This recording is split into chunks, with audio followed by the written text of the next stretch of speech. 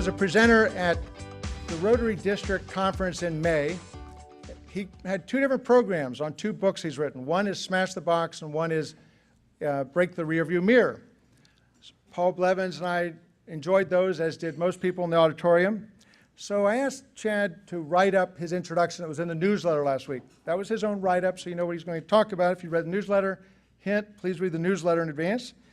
But I asked him, would you please write how you'd like me to introduce you today? And he goes, Cal, we've gotten to know each other the last 2 months. Why don't you just wing it? And I said, careful what you wish for.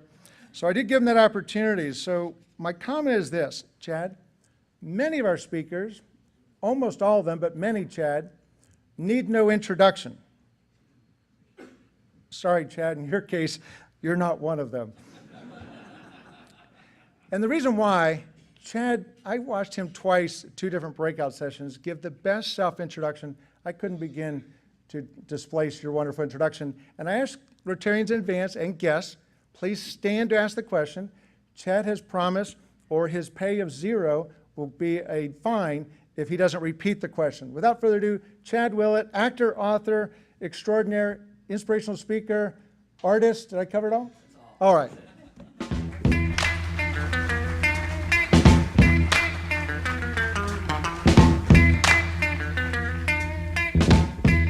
All right, how's everyone doing?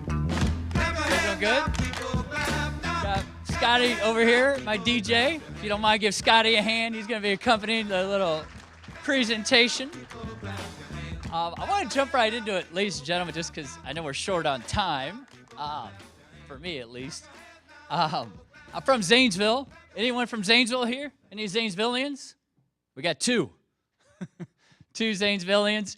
I'm from Zanesville, and I just want to kind of rip off the rearview mirror with this. I'm from West Muskingum, small high school in Zanesville, didn't have a theater department. I know we got a lot of young people here who are going to college or in college, so you may relate to this. And I go to the University of Kentucky, and I thought I was going to be a lawyer, right? My dad worked at Zane State College. Any of you guys familiar with Zane State? Some of you guys shaking your head. Okay, good. My dad was the president of Zane State. My mom was a marriage and family therapist. And I was going to the University of Kentucky. I was going to be a lawyer. I was pre-law. That's what I was thinking. My sophomore year, I take an acting class for fun, purely for fun, an elective, right, with Marlon Bailey. He was a charismatic instructor. He inspired me. I'm like, man, it's pretty cool. So I took another class with him in the spring of my sophomore year, still thinking pre-law was going to be my major. And he cast me in a play. In the summer of my sophomore year, I thought things over, and I jumped ship. I went from pre-law to a theater major. My mom and dad were thrilled. Just because of time, I want to introduce 3 simple principles for all of us to think about how we can rip off the rearview mirror, right? Everyone here. 3 simple principles. You can use these however you want. Just to give you a little backstory, the 7 years I was in Los Angeles, I trained at the Groundlings. The Groundlings is an improv school in Los Angeles. Most actors from Saturday Night Live come from there, Second City. Tina Fey is from the Groundlings. Amy Poehler is from the Groundlings. Keenan's in the middle. He might have been Second City. But anyway, these 3 simple techniques I share with you, I promise when you watch an episode of Saturday Night Live, you'll see all these at play, all of them. This is how they train improv actors in L.A., and my goal for everyone in here to rip off the rearview mirror is use these in your personal, professional life, however you want to use them. But the whole goal of ripping off the rearview mirror, right, is forget the past, forget the future, be in the now, right? Be in the present moment. We'll talk how to do that. All right, before we rip off the rearview mirror, just a quick question. For everyone here at the boathouse, what is noise? And think about that for a second, because I think there's so much noise around us, right, that makes us live in the past, think about the future. What is noise to people in this room? And I'll come back to this later. Anyone, what is noise to you? What's that? Unwanted sound. Unwanted, absolutely. Anyone else? Distractions. Callaway, anyone else? Voices, very good. Ladies and gentlemen, I believe, and again, you can have your own definitions here. I believe noise is everything you guys said, and especially what Callaway said, and he heard the presentation, so it may not have been fair. But I believe it is distractions. I think anything that keeps you and I off of our through line, out of the present moment, that is noise, right? And think about how much noise are you and I going to have daily, weekly, monthly, and knocks us off our through line, which we'll talk about in a little bit. All right, you guys see Tina, Amy, and Keenan up there. Let's go ahead and rip it off. Let's do it. So the first principle they taught us at the Groundlings, right? The first thing they taught us, and I promise you'll see these on Saturday Night Live, number one, get the focus off of you. And let me explain.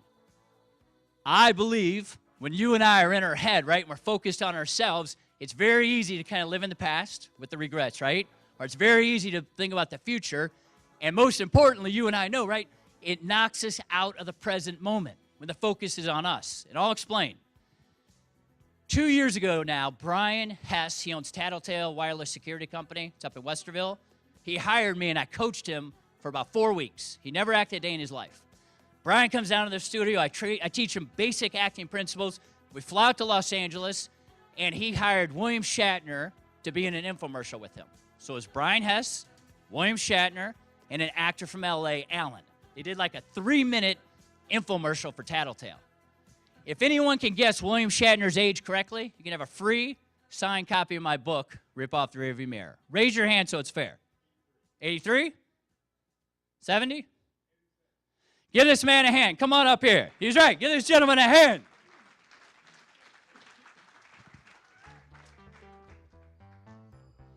Ladies and gentlemen, Shatner is 86 years old. If you don't mind, come up on stage. Shatner is 86 years old.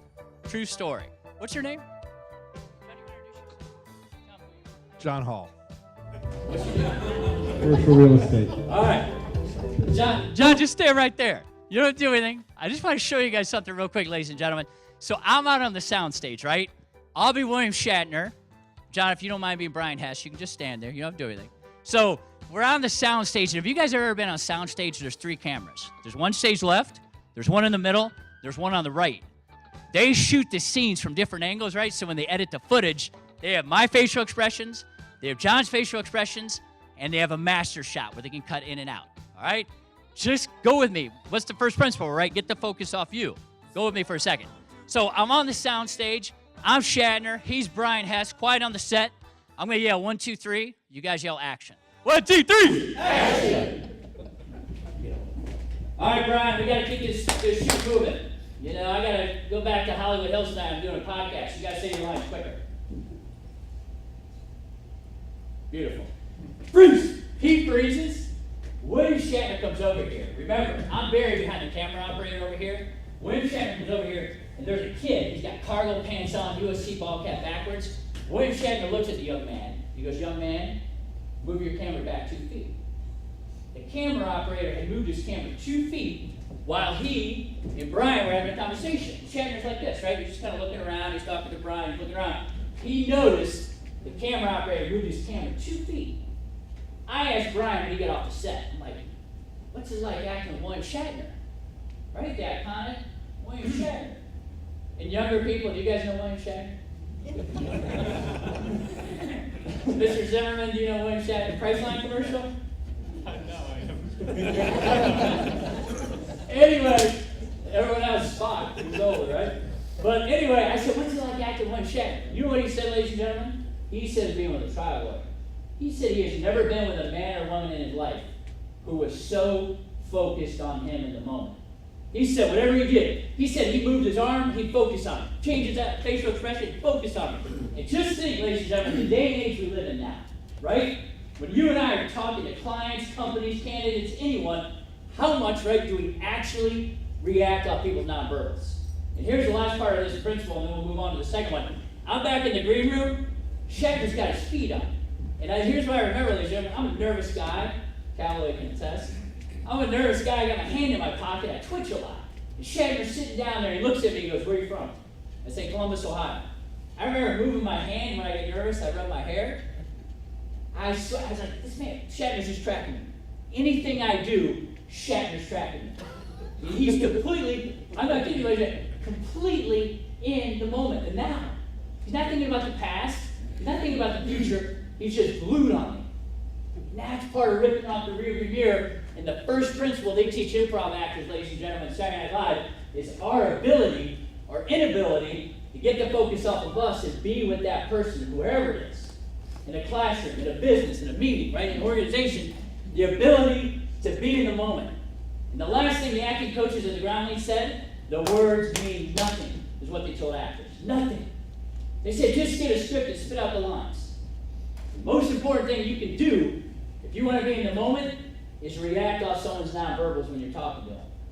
That's how they train actors. And all last, ladies and gentlemen, right, you and I know how much we live in the past, how much we live in the future, and how much we actually live in the now. Only we can answer that. But a big part of living in the now is shifting the focus. And that's what actors are trained. Guys, can we give John a hand for his incredible performance?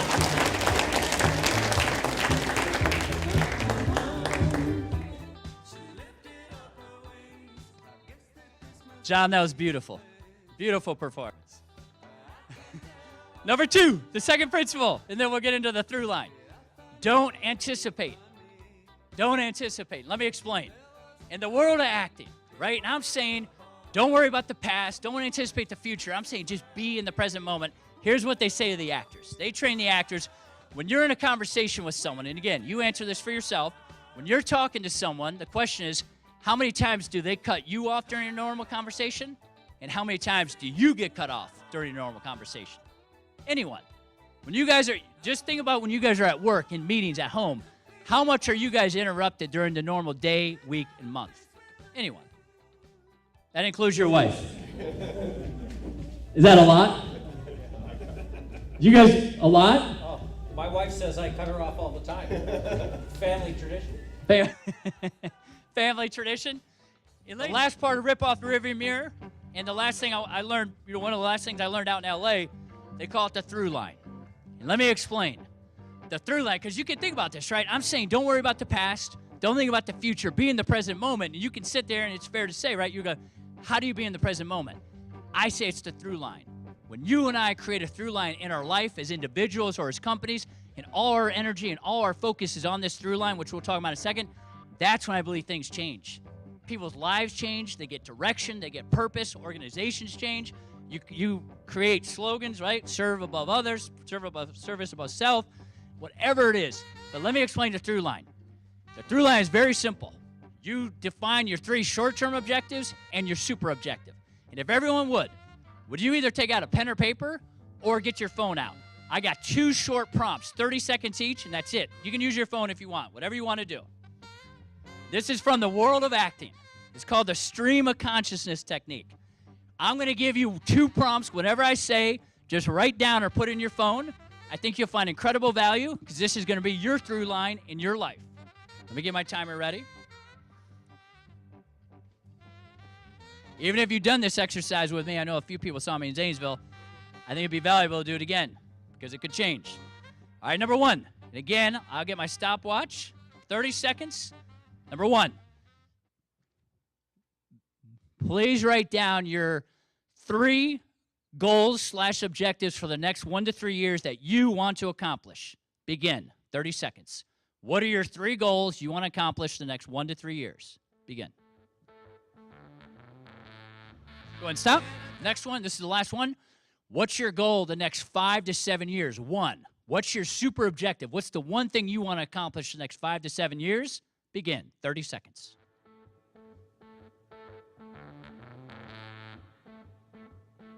Okay, go ahead and stop. First of all, ladies and gentlemen, what was harder? The 3 short-term objectives or your super objective? Just generally speaking. Super objective? Really? Thank you, ladies, being honest. Anyone else? Super objective? Wow, that's really interesting.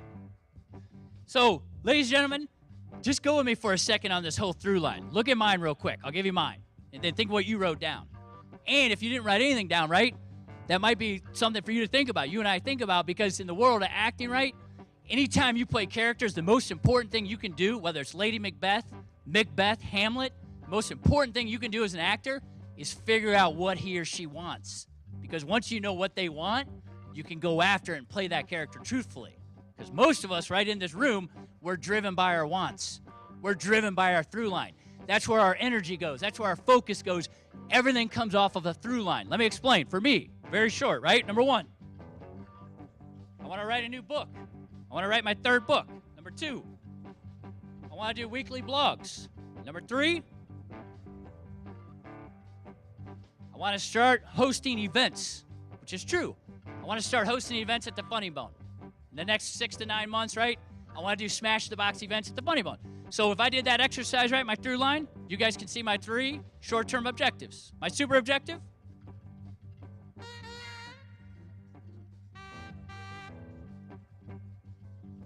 you guys know where that's going, right? I want to be an international speaker. That's my goal. That's my super objective. Next 5 to 7 years. I want to speak across the country. I want to speak over in Europe, wherever it is, right? Wherever the Lord wants to take me, I want to go. And here's where this goes, right, ladies and gentlemen? Here's the through line. These all connect. How many men and women, right, do you and I know who, 1, don't have short-term objectives defined, and 2, they don't have a super objective? Or if they do, right, it's broken. It's a broken line. What they want short-term and long-term don't match up. There's so much power in that. That's why I get so passionate, especially all of our young people in the room and old and anyone in between. Anyone can have a through line. Once you define it, once you put it in writing, and once you go after it, things change. I promise you. I promise you things change. Because in the world of acting, the characters that don't have objectives, I'm just from an actor's point of view, right? The characters that don't know what they want, they're usually in the wings. They're very small roles. Think about Macbeth real quick. Macbeth wants to be king of Scotland. Everything Macbeth does, right, in the whole play, all his words, all his actions, everything revolves around the super objective. He wants to be king. Think about you as Rotarians, right? Service above self. Is that fair for me to say? That's the Rotarian super objective, right? Service above self. And I'm saying when that is in your members' minds, there's no doubt in my mind, everything you and I do on a daily, weekly, monthly, and yearly basis, this is the super objective. It's what drives you. And I wholeheartedly believe, ladies and gentlemen, when you and I define them, when you and I are very clear on our short-term objectives and our super objective and they're in sync, things change. Organizations change. It's inevitable. It does. And that's how you and I are going to rip off the rearview mirror, by defining the short and the long. And as I wrap up here, ladies and gentlemen, I want to share a quick story with you. All the world's a stage. I wholeheartedly mean it, ladies and gentlemen. We're on it right now. We're on the Rotarian stage. And let me give you a quick example. All the world's a stage. I actually had a student named Zulfikar. He took my acting class. He's a doctor here at Ohio State. He takes my acting class. It's an 8-week course. He finishes the class. He gets me backstage. He kind of corners me, and he looks at me, and he goes, Chad, I had it completely wrong. He said, I took the acting class thinking it was for fun. It was an act. And then I go back to my real job as a doctor at Ohio State. He said when he finished the course, it was complete opposite. He said on stage, he could be angry, pissed off, lovey. He can show any emotions he wants. And when he's a doctor, right, he's got to act nice. Right? He's got to be engaged. He's got to play a role. He says it's completely opposite. And the reason I say it, ladies and gentlemen, I believe we're all playing roles, and we're all on the stage of life. And that is why we have to think of ourselves as characters and having this through line and going after something. And you and I know, I promise you, there's going to be so many people, especially young people. Where's Lydia? Is Lydia here? Oh, hi, Lydia. Lydia, what's your super objective? Did you write one down? She's looking it up. Yes, more deep community relationships. More deep community relationships. And you're going into ministry. Is that right? To some degree? Ladies and gentlemen, you guys with me? What a young woman who has a very clearly defined super objective, right? How different is her life going to be than someone like me, right, who goes out to LA for 7 years and I'm floundering, right? I don't know what I want to do. You guys can talk to my dad later if you want. He's a Zanesville Rotarian. He was a Zanesville Rotarian. But ladies and gentlemen, the reason I say that, we're going to have so many, especially young people and even old, it'll happen to me and anyone else, we're going to have so many people entering stage left, coming through that curtain in our life, whether it's friends, family, people telling us we shouldn't do this, we shouldn't do that, we shouldn't do ministry, we shouldn't be an actor, right? How many people told me I should never be a theater major? Right? You guys know that, right? It's an impractical degree, right? I had so many people enter stage left tell me, never become a theater major. And you and I know, stage right, how many people at our companies are going to come in and tell us, don't do this, don't do that, don't start this business, whatever it is. And what do you and I know? It's going to break the through line. It's going to break what we're meant to do, ministry. It's going to break theater. It's going to break running businesses, whatever it is, whatever your super objective is, we're going to have people entering stage left and right who want to break it. I promise. And that's why it's so important to stay focused on that through line and what we want to accomplish in this world. Because there's distractions and there's noise. And the last thing I'll say, ladies and gentlemen, we'll wrap up. 5 to 7 years from now, right? Callaway, will you still be president?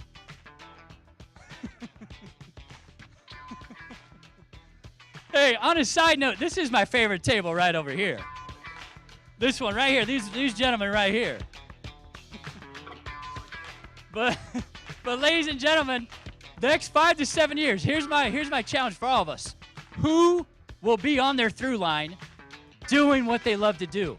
Who will be going after their super objective, right? And who of us will have the line broken? We'll be floundering, right? The whole thing, when we don't have a through line, we flounder. We usually go from job to job, relationship to relationship, company to company.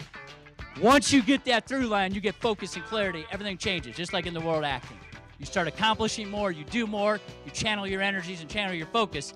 And that's my goal next 5 to 7 years, is to come back and see who's still in this room and see who is accomplishing what they want to accomplish. Give yourself a hand, ladies and gentlemen, if you would, and give Scotty Boombox a hand over there. Any questions? Anyone want to ask me about Paul Walker? She's all that. Any questions about the through line? Comments? Anyone? Yes. Tell me about your acting class. I mean, what do you try? What's the goal? That's a great question. The acting class, we teach kids, teens, and adult film commercial acting. And the whole goal, especially the young people here could probably relate, the whole goal is to build people's confidence, self-esteem, and presentation ability, right? I think, let's be honest, right? How many men and women do you and I know who could be up on stage and present? And that is the biggest. I've had a number of kids go out to L.A. Some have had success, some haven't. I've had a few adults. They're struggling, to be honest, out there. The biggest takeaway is that. Confidence, self-esteem, being able to perform in front of people. That's what the acting classes does. My dad and I never saw it when I was doing it, but years later, he even knew that was the biggest value. Thank you. That's a great question. Yes? How do you get your family on your through line without ruining relationships? Wow, that's a powerful question. How do you get your family on the through line without ruining relationships? You don't. Ruin them. That was a joke. Now, this young lady asked a heck of a question. It's very, very difficult, to be honest, right? And I went through it. All I can say is this, ladies and gentlemen. When you discover your through line and your objective and what you're meant to do, in my opinion, if you want to tap into your passion and live the life you want to live, you guys remember I said you're going to have people stage left coming on, right? And people stage right who are going to try to break your line. I think in the end, it's your choice. You know, it really is. And I'm not dodging the question. My dad and I did have a lot of confrontation in my 20s. He did not like my idea of being a theater major, right? And we had a severed relationship for a few years, but then years later it mended and we ended up having a great relationship. But all I can say is I don't think there's an easy answer, but I think once you have in your mind what you want short-term and that super objective, what drives you, your organization, service above self, whatever it is that drives you every day, I don't think anyone can stop you. And if they try, I think they're going to have to live with it, and sometimes it just takes time. That's all I can think. I don't think there's any magical answer. That's one of the best questions I've ever been asked. Yes? You define noise as a distraction. Why in God's name if you had this music playing the whole time? This gentleman said, I define noise as a distraction. Why, Scotty, you say Scotty Boombox a distraction? Hey, it's interesting you bring that up. Ladies and gentlemen, I don't know if you know, my other book is Smash the Box, right? This is my first book. Callaway heard the presentation. The reason why I did Smash the Box is I wanted to do something different. I wanted to break the box, break the norm. We want to break the norm how we do presentations. That's why I brought Scotty. I wanted some underlying music, add to the ambiance and all that. Maybe it'll work, maybe it doesn't. I'll find out later. But that is the reason why.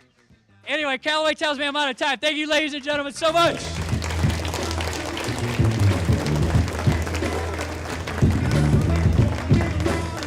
Thank you so much, Chad Willett. You gave it all the energy and passion you did at the Rotary District Conference in Zanesville in May. when we enjoyed 2 of your breakout sessions. Thank you for coming today. So we hope today was fun for everyone who attended. We'd like you all to be the inspiration, this year's theme for Rotary.